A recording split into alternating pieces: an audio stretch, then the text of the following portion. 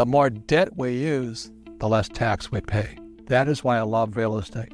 I can use debt, pay no taxes, make a lot of money. So that's really what I teach. I don't recommend it, but for those of you who understand what's called an infinite return, it's the best way to get rich, but you have to have a lot of financial education. So the reason the rich don't pay taxes is because there's 3 types of income. They'll never teach you this in school. The fake teachers will never. There's 3 types of income. Okay, number 1 type of income is earned income. That's earned income. It's when you work for money. It's earned. So that earned income shows up here. So these are the guys that pay tax. So when all the guys are screaming tax the rich, well, you can't tax them because they don't have jobs. That's awesome. It's kind of funny, isn't it? You're going to tax the rich. Oh, yeah. Good luck. And the second type of income is portfolio income. And portfolio income is from flipping houses, or you buy a stock for like $10, you sell it for $20. That's portfolio income. Okay? I don't do that. Trump doesn't do that. So most guys who are flipping houses and all that, buying stocks and flipping you're getting this type of income. So this income is about 20% today. But the income that the rich work for is called passive income. Passive income is also known as cash flow. That's the name of our game, cash flow.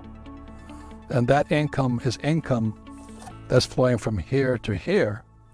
It bypasses taxes. So I know it doesn't sound fair, and it isn't fair. I don't disagree with you. But what's not fair is our schools, which are part of the problem, will never explain that. Our school system is so fake. It's more fake than those fake plastic planes are. And these teachers, bless their heart, they don't know any of this.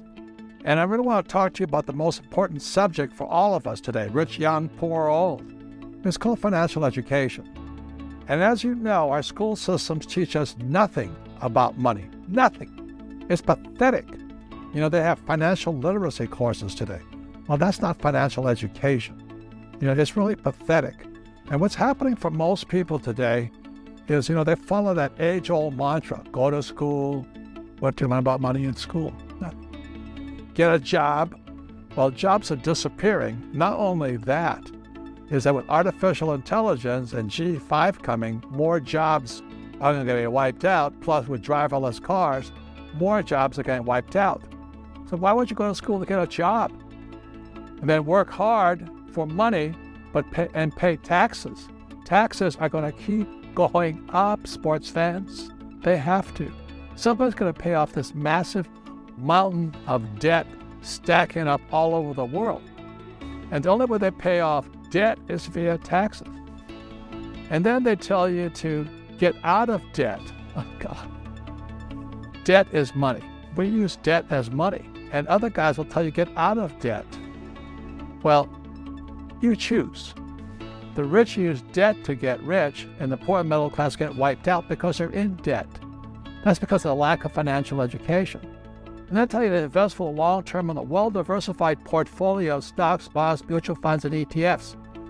The key word in there is invest for the long term. Why would you invest for the long term when they're printing trillions of dollars and zero interest rate policy? They're paying you nothing for your money. And you're going to hold for the long term? And you got HFT, high frequency trading? You know, they can trade 1,000 pieces of stock in a second, and you don't have a prayer. You're trading against a machine, a robot. So all this financial advice people are giving out there is a recipe for disaster. The first way you understand risk is you look in the mirror.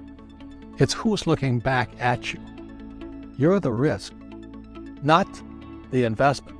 For example, I invest in a lot of real estate and say, oh, real estate is so risky, it's not to come buy ETFs. So you play it safe, but you'll learn more by investing in real estate, right? Because you'll make more mistakes. Yeah. So that's the difference there. So it's not real estate that's risky, it's your risk. But let me tell you what risk is. So when you go to your banker does not ask you for your report card. So here's the cash flow game, and this is called a financial statement. What makes the cash flow game different from Monopoly, which how my rich dad taught me via Monopoly, is my rich dad also taught me about financial statements. So cash flow is the only game with a financial statement. So really simply, when you look at a financial statement, there's income, expense, assets, liabilities. There's one more thing in the cash flow game on the financial statement you'll see. It's the most important statement of all. It's called the statement of cash flow. It's off to the side. So if you're going to be an entrepreneur or a capitalist, you have to have one of these. Going to be rich, you have to have one of these. But 99% of all high school students leaving school and college have no idea what this is. You have FICO scores, but you don't know what this is. No. So when a banker asks you for your financial statement, they want to see how smart you are here. So let me tell you why school makes students poor. So really simply, it's this. Let's say I have a master's in arts, Master of Arts degree, right? Yeah. Or a Bachelor of Arts degree.